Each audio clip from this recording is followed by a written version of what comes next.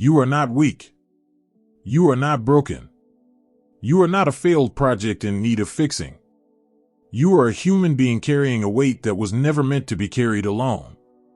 And if you've struggled with addiction, whether it's alcohol, overeating, porn, constant scrolling, shopping, work, or anything else, you need to hear this. Your addiction didn't begin with the substance. It began with the pain. We live in a culture that loves simple explanations. Just stop. Have some discipline. Get your life together. But if it were that easy, you would have done it years ago. Nobody chooses to destroy themselves. People choose relief. People choose anesthesia. People choose something, anything, that quiets the noise that's been screaming inside them for decades. And if you're honest, you know exactly what I'm talking about. That restlessness that wakes up with you every morning. That tension in your chest that doesn't leave. That emptiness that returns even after you promise yourself this time will be different. That is not weakness. That is pain speaking the only way it knows how. Dr. Gabor Mate, one of the leading voices in trauma and addiction, says, the question is not why the addiction. The question is why the pain? And that one question flips the entire conversation upside down. Because the moment you stop asking what's wrong with me and start asking what happened to me, everything shifts. You begin to see addiction not as a character flaw, but as a coping mechanism, a survival strategy that once kept you from falling apart. And deep down, you know there's truth in that. Think about the first time you drank, smoked, binged, escaped into your phone, hooked up with someone you didn't even like, or worked until exhaustion just so you didn't have to sit with yourself. Did it feel like pleasure? Or did it feel like relief? Be honest. Most people don't use to feel good. They use to stop feeling bad. That uncomfortable truth is where healing begins. Because you cannot heal something you keep misdiagnosing. Addiction is not the monster. It's the messenger. It's the alarm system your body built to survive emotional overload. And the real battle isn't with the bottle or the pill or the app or the behavior. The real battle is with the silence around your pain. The silence you grew up with. The silence you adopted. The silence you now live inside. Let me ask you something, and answer this in your own heart. What are you really trying to numb? What part of your story hurts so much that you would rather destroy yourself than feel it? When did the world teach you that your emotions were too heavy, too dramatic, too inconvenient? When did you learn that the safest way to exist was to disconnect from yourself?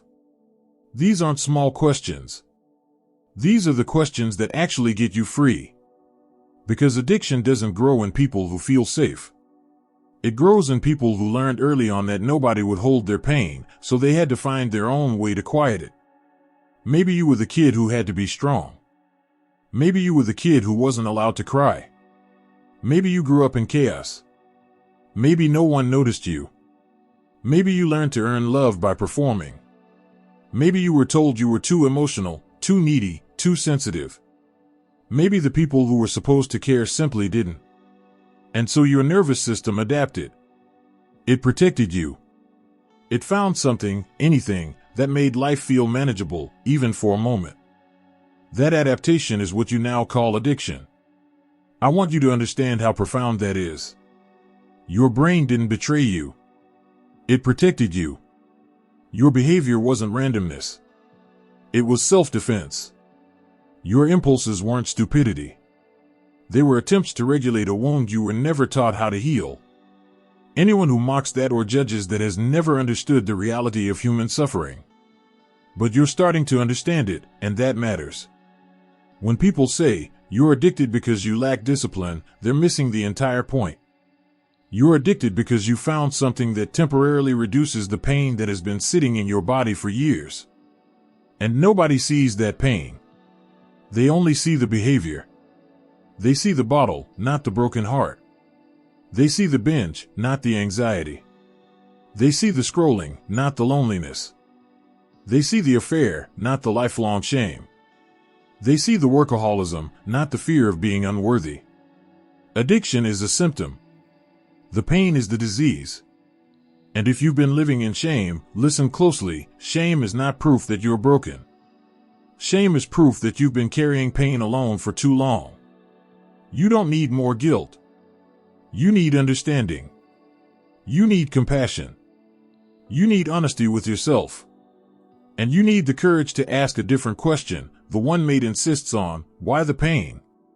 What story in your past is still living in your present? What wound never healed? What emotion never had permission to exist? Because until you answer that, no habit change, no resolution, no detox, no new year, new me will create real freedom. You can't change your life while running from the truth of your life. And here's the good news: once you start naming the pain, something powerful happens. The addiction loses its mystery. It loses its grip. It stops being a curse and starts being a map back to the parts of you that were abandoned, neglected, silenced, or forgotten. That's where this journey begins. Not with shame.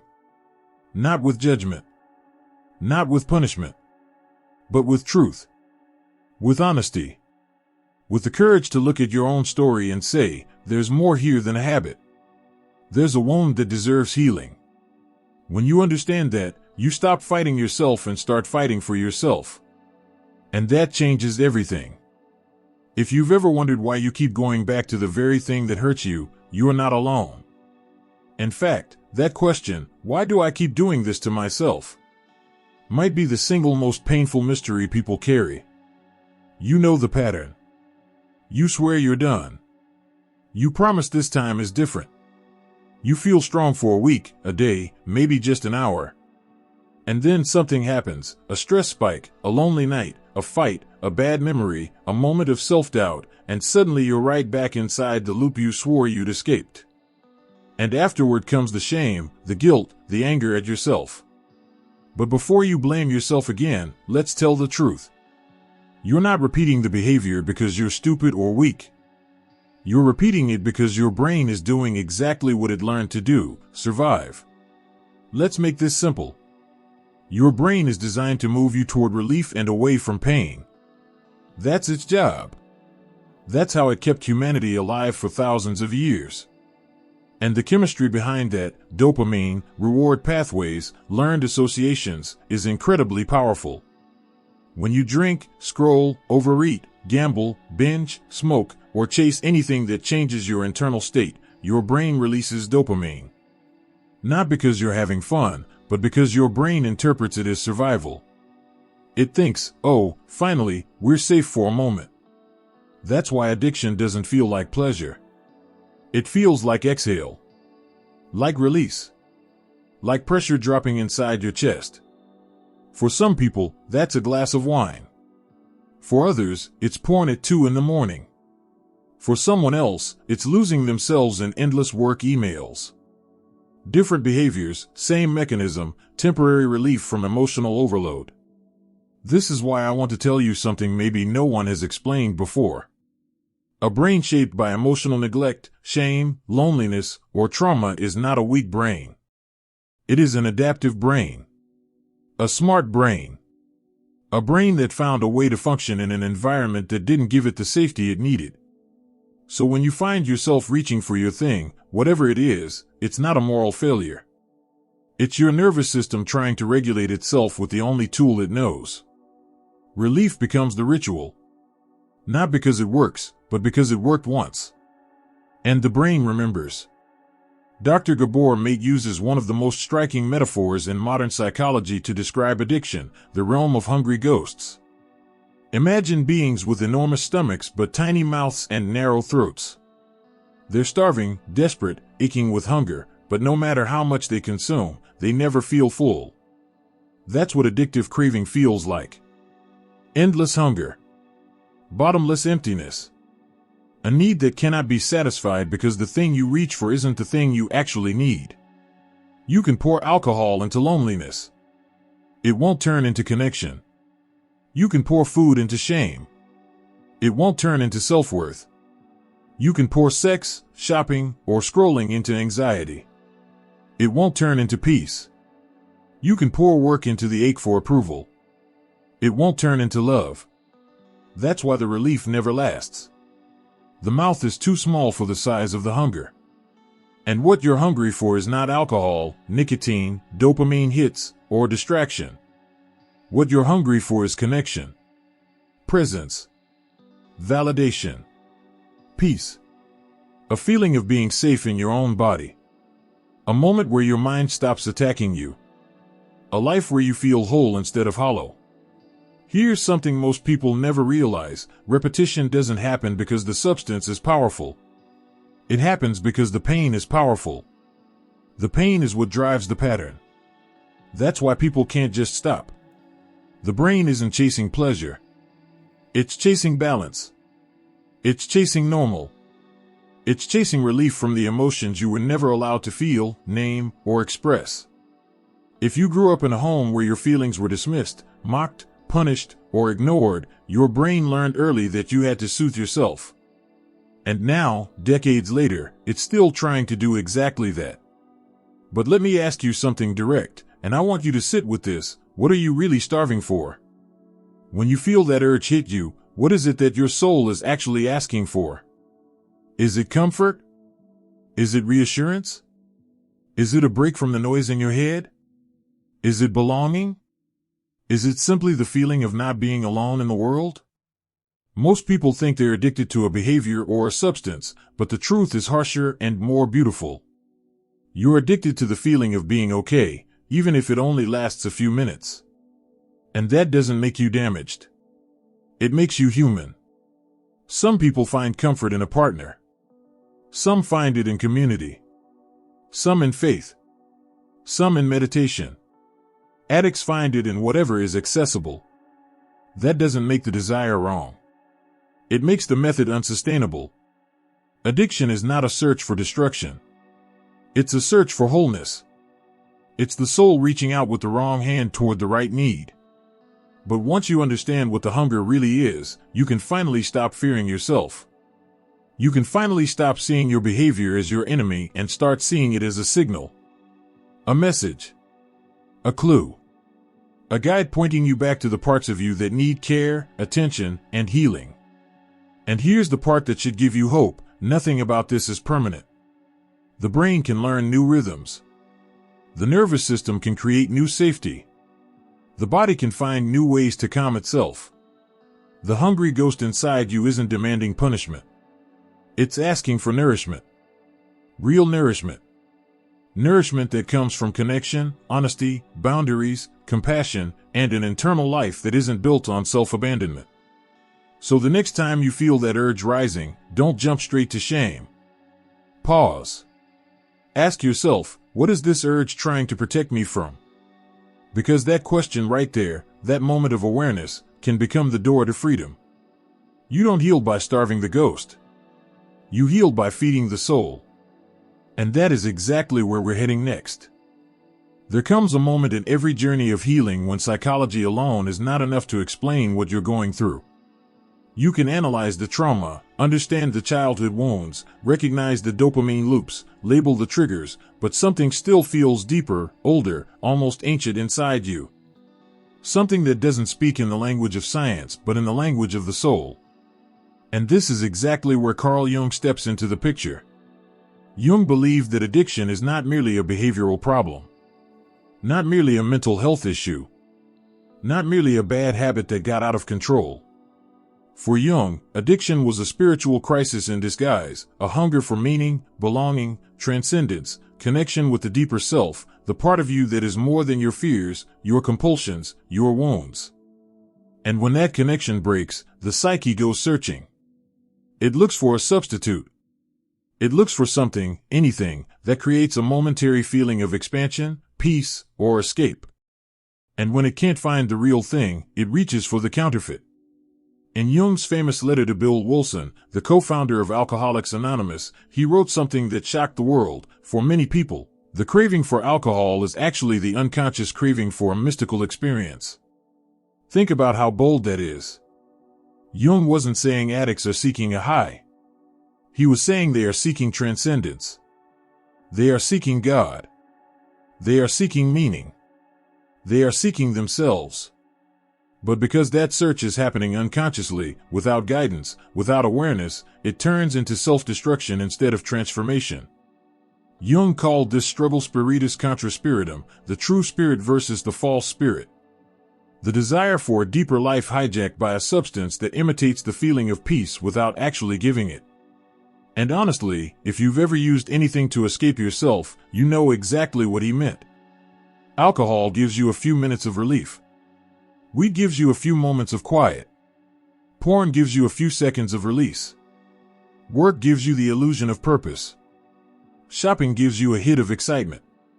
Social media gives you the illusion of connection. But none of it lasts.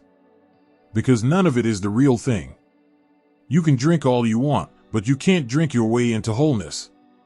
You can smoke all you want, but you can't inhale your way into meaning. You can scroll for hours, but you can't swipe your way into belonging. This is why Jung believed the real issue behind addiction is not the behavior, it's disconnection from the self. Not the self you perform in front of people. Not the self you built to survive your childhood.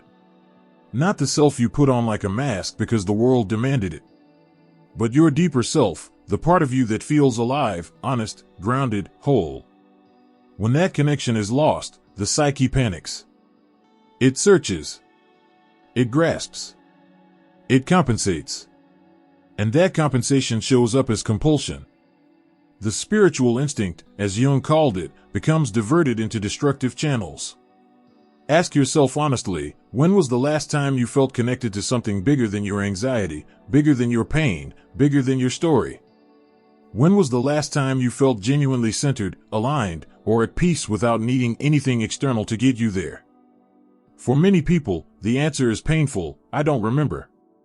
And that's exactly why addiction hurts so much, not just because of what it does to your life, but because of what it reveals about your soul, that you feel lost, disconnected, ungrounded, and alone inside yourself.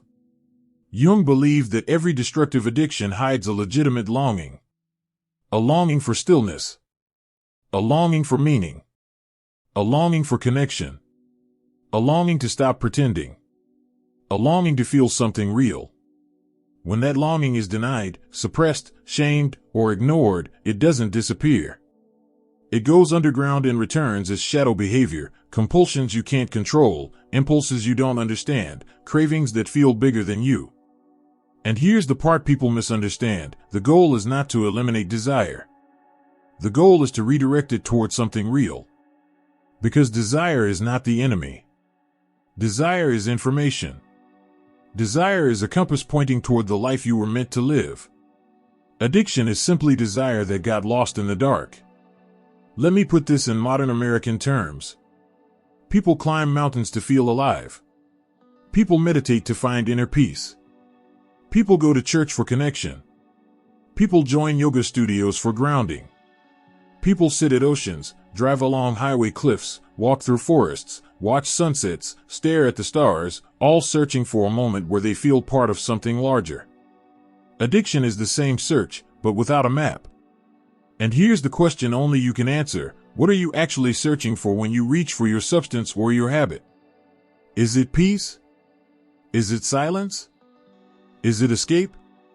Is it confidence? Is it worthiness?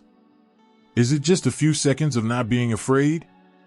Whatever your answer is, Jung would tell you, that longing is sacred. The method is wrong. But the longing is real.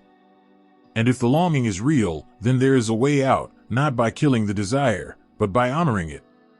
By listening to it. By understanding what it's actually asking for. Because addiction isn't proof that something is wrong with you. Addiction is proof that something inside you is trying desperately to come alive. And when you stop fighting the craving and start listening to what it really wants, that's where transformation begins. In the next section, we go deeper into the force that sabotages you from the inside, the shadow, and why you can't break free until you face the parts of yourself you've spent a lifetime avoiding. Every one of us carries a version of ourselves we don't want the world to see. The part that feels too angry, too needy, too jealous, too insecure, too emotional, too flawed. The part you learned to hide because someone, somewhere along the way, taught you that those pieces were unacceptable. Maybe it was your parents. Maybe it was school. Maybe it was religion. Maybe it was a partner. Maybe it was the culture you grew up in. But the message stuck. Don't show this. Don't feel this. Don't be this. And so you pushed those parts down. You locked them away. You pretended they didn't exist. But they didn't disappear. They grew roots. Carl Jung called this hidden territory the shadow. Not because it's evil or dangerous, but because it's everything you've pushed out of the light. Everything you didn't want to acknowledge. Everything that scared you. Everything that hurt you. Everything that didn't fit the version of yourself you thought you had to be. And here's the truth that hits hard: your shadow has more influence over your life than your conscious mind ever will. Because what you refuse to face becomes what controls you. Think about the behaviors you regret the most. The things you swore you'd stop doing. The decisions you still can't explain. The impulses that feel like they come out of nowhere. Those moments don't come from weakness. They come from the shadow trying to force its way into the light. Maybe you learned that anger was unacceptable, so now it leaks out in passive aggression, resentment, or explosions you can't predict. Maybe you were taught to be strong, so you buried your vulnerability, and now it shows up as anxiety that never turns off. Maybe you weren't allowed to fail, so you carry perfectionism like a shield, and when you can't meet your own impossible standards, you numb yourself to escape the shame. Maybe you were told you were too sensitive, so you hardened yourself, and now you feel disconnected from everyone, craving intimacy but terrified of it at the same time. And when you can't handle the intensity of these hidden feelings, when your shadow starts pushing, screaming, demanding attention, your addiction steps in. Not because you love the substance or the behavior, but because numbing yourself feels safer than feeling the truth. Addiction becomes the pressure valve, the emergency exit, the escape hatch from facing the rejected parts of yourself. Jung said, "What you do not make conscious appears in your life as fate." And isn't that exactly what addiction feels like? Like something that keeps happening to you. Like something you can't control. Like destiny. Like a force that grabs the wheel when you're not looking. But it's not fate. It's not destiny. It's your shadow trying to get your attention in the only language it has left: compulsion. And here's the part nobody teaches you: what's in your shadow is not there because it's bad. It's there because at some point it wasn't safe to feel it. Not safe to express it. Not safe to name it. So your psyche did what it had to do: it hid those feelings to protect you. But now, decades later, those same hidden emotions are sabotaging your life from behind the scenes. Let's make this practical. How many times have you said, "Why did I do that? That's not me"? But what if it is you, just a part of you you've never met? How many times have you felt an urge that made no sense? How many times have you promised yourself, "I'll never do that again," only to break the promise the moment stress hits? How many times have you felt like you were being driven by something bigger, darker, deeper than logic? That's the shadow. And until you face it, you'll keep fighting battles you can't win. Facing the shadow isn't about digging for trauma or blaming your past. It's about finally telling the truth about what you feel. It's about allowing the emotions you've silenced to finally speak. It's about learning to sit with discomfort instead of running from it. It's about accepting that you're human, not a performance. And yes, it's uncomfortable. Yes, it's painful. Yes, it's messy. But it's also the most freeing thing you will ever do. Because once the shadow is acknowledged, it stops controlling you. Once you speak what you've swallowed for years, it stops needing to explode out of you. Once you feel what you've been avoiding, you stop needing to numb it. Integration is not about becoming someone new. It's about reclaiming the parts of you that you abandoned a long time ago. And let me ask you something directly: what emotions have you spent your whole life avoiding? What truth in you feels dangerous? What part of yourself have you been at war with? Where do you feel the most shame? That's your shadow calling. Not to shame you. Not to punish you. But to free you. In America, we love to talk about strength. Hustle. Grind. Push through it. Ignore the pain. Stay positive. But that mentality is exactly what feeds the shadow. You can't heal what you refuse to feel. You can't grow by pretending you're fine. You can't become whole by amputating parts of yourself. When you finally turn toward the shadow, addiction loses its power. Because addiction only survives in the dark. It cannot survive the light of self-awareness, compassion, honesty, and integration. This is the beginning of true self-mastery, not controlling yourself, but understanding yourself. Not fighting your cravings, but listening to what they're trying to protect you from. Not suppressing your emotions, but welcoming them home. In the next section, we go even deeper into the origin of the shadow, the early wounds, the emotional neglect, the childhood disconnection that became the soil where addiction took root. Because before the compulsion, there was the wound. And before the wound, there was a child who deserved better. Before the addiction, there was a wound. Before the compulsive behavior, there was a child who didn't get what they needed. Before the craving, there was a disconnection so deep that the nervous system had to build its own survival strategy. Addiction is never the first chapter.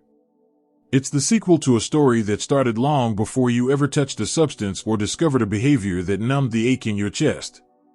And if you want to understand yourself, truly understand yourself, you have to be willing to go back to the beginning, even if it scares you. Let's clear something up right away. Trauma is not just the big things. It's not only violence, abuse, or catastrophe. Yes, those experiences leave deep scars. But trauma can also be quiet, subtle, invisible. Trauma is what happens inside you as a result of what happened, or didn't happen, around you. Trauma is the chronic loneliness of a child whose parents were physically present but emotionally absent. Trauma is the shame a teenager carries when they learn their feelings are too much. Trauma is the fear of a kid who learned that love has conditions. Trauma is the exhaustion of always having to be strong because no one was strong for you. So when Dr. Gabor Mate says, the opposite of addiction is not sobriety, it is connection, he is telling the truth most people don't want to see. Addiction doesn't grow in people who were deeply seen, held, soothed, and supported. Addiction grows in the soil of emotional neglect. In the silence of unspoken pain. In the confusion of childhood experiences that the body felt but the mind couldn't process. Think about your early years. Not in the way you've always told the story, my parents did their best, we had food on the table, other people had it worse, but honestly. Did you feel understood? Did you feel safe to cry? Did you feel comforted when you were overwhelmed? Did you feel seen? Did anyone slow down enough to say, tell me what's hurting you? Or did you learn to deal with everything alone? Let's talk about something most adults never connect to addiction, the nervous system. When a child grows up in chaos, unpredictability, emotional coldness, criticism, or silence, their nervous system shifts into survival mode. Their brain adapts. Their body learns to stay hyper-alert, hyper-independent, hyper-vigilant. And here's the cruel twist, even if the childhood environment eventually changes, the nervous system doesn't forget. It keeps operating like danger is still around the corner. This is why so many adults feel anxious for no reason. Why they can't relax. Why they sabotage closeness. Why they crumble under stress. Why they run from their own emotions. Why they numb themselves to get through the day. Addiction becomes the emotional prosthesis that steps in where connection was missing. Imagine a child crying alone in their bedroom because no one comes when they call. Their nervous system is overwhelmed, but they have no one to regulate with. Their body stores that memory, even if their mind forgets. Now jump years forward. That same person, now an adult, feels overwhelmed after a stressful day. The nervous system reacts the same way it did decades ago. Overwhelm. Panic. Loneliness. And the brain reaches for the quickest relief it knows, alcohol, food, porn, shopping, gambling, work, social media. Not because the adult is weak, but because the child inside them never learned a healthy way to self-soothe. Addiction is not the problem. Addiction is the solution the body invented when no better solution was available. It numbs. It calms. It distracts. It quiets the storm. But it also teaches the brain a dangerous lesson. This is the only way you survive. And once your nervous system learns that pattern, it becomes automatic. That's why people relapse even when they're motivated, even when life is going well, even when they swear they're done. The body doesn't know the difference between past and present. It only knows sensations, fear, emptiness, grief, overwhelm, and it reaches for whatever shuts them off fastest. This is why you cannot shame someone out of addiction. You cannot punish a wound. You cannot judge a nervous system back into regulation. And you cannot bully yourself into healing. You have to understand where the wound started. Because the wound is still driving the behavior. Let me ask you something, and answer this with honesty, not performance. When did you first learn that it wasn't safe to need anything? When did you learn that asking for help resulted in disappointment? Who taught you to hide your pain? Whose voice made you believe you were too much or not enough? When did you start pretending to be okay because being honest only made things harder? Those moments didn't just shape your personality. They shaped your brain. They shaped your identity. They shaped your coping mechanisms. They shaped the way you move through the world. And here's the part that might break you open in the best way. Addiction isn't a sign that you're weak. It's a sign that you were alone when you needed someone most. It's a sign that you were carrying emotional weight far too heavy for a child. It's a sign that your nervous system is still trying to protect you in the only way it knows. It's a sign that your body remembers what your mind tried to forget. But here's the hope, the real, grounded, powerful hope. If the body learned these patterns, the body can unlearn them. If the nervous system adapted once, it can adapt again. If connection was missing back then, it can be built now. You are not frozen in your past. You're carrying it, yes, but you are not chained to it.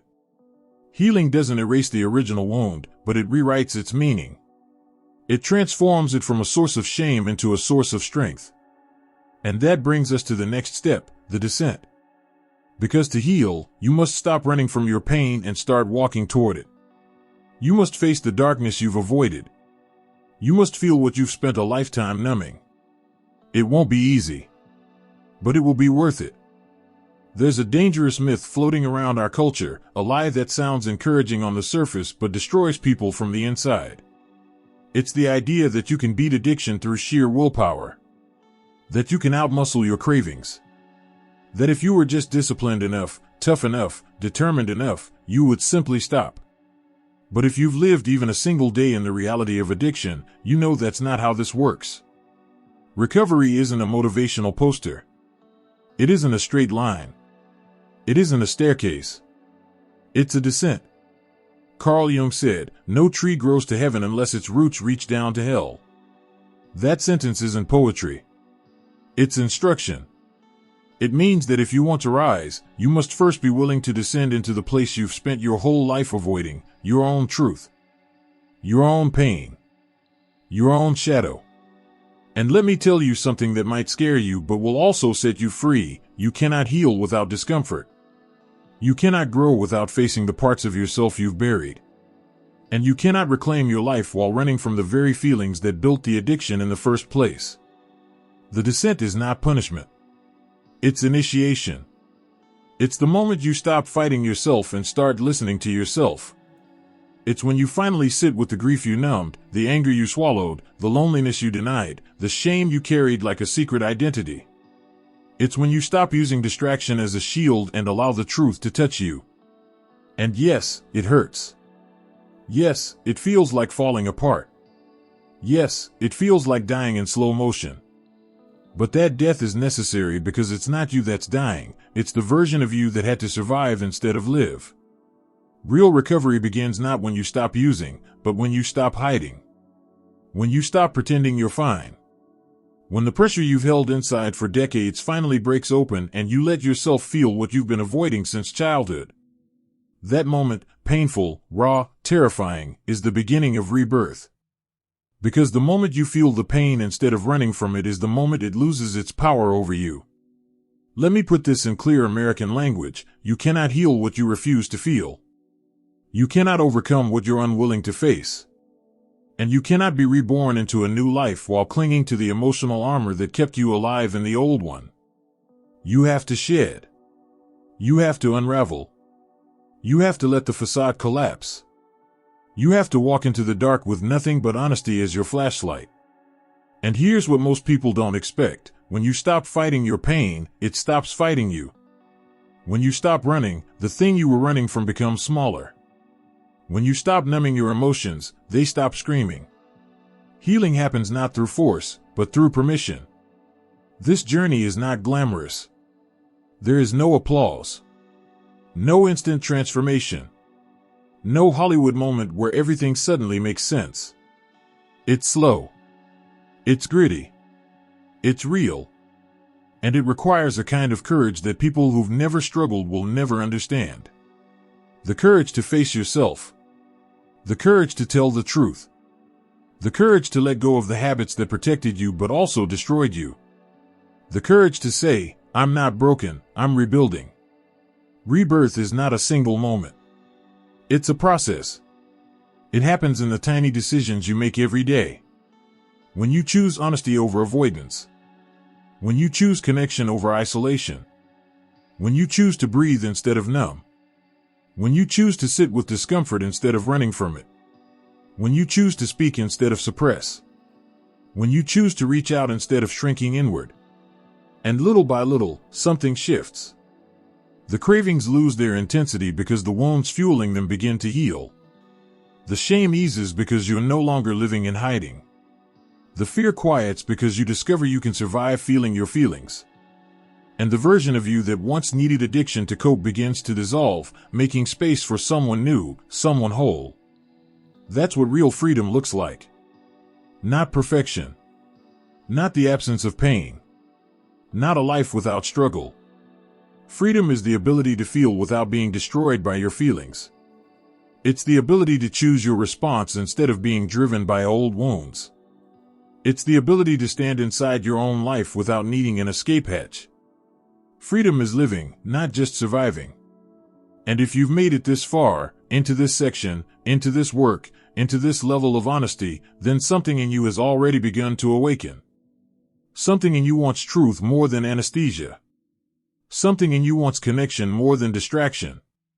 Something in you wants to live, not just get through the day. Honor that part. Feed it. Protect it. It's the part of you that's pulling you forward. You are not your addiction. You are not your past. You are not your worst moments. You are the awareness watching all of this unfold, the part of you capable of choosing a different life. And the fact that you're here, reading this, means the old story is cracking. It means the numbness is wearing off. It means the truth is breaking through. That is not failure. That is birth. So let me end with this: you are not broken. You are becoming. You are not lost. You are returning. You are not weak. You are awakening. And this journey you're on, this descent, this confrontation, this unraveling, is not the end of you. It's the beginning of you. This is your rebirth. Step into it. Thank you for staying with me until the end of this journey. I know your time is valuable. If this message spoke to you, if it gave you even one moment of clarity or peace, I'd be grateful if you'd let me know. A simple like, a comment with your thoughts, or subscribing to the channel helps this community grow, and it helps more people who might need these words to find them. Share your reflections below. I do read them. I'll see you in the next chapter. Until then, take care of your peace.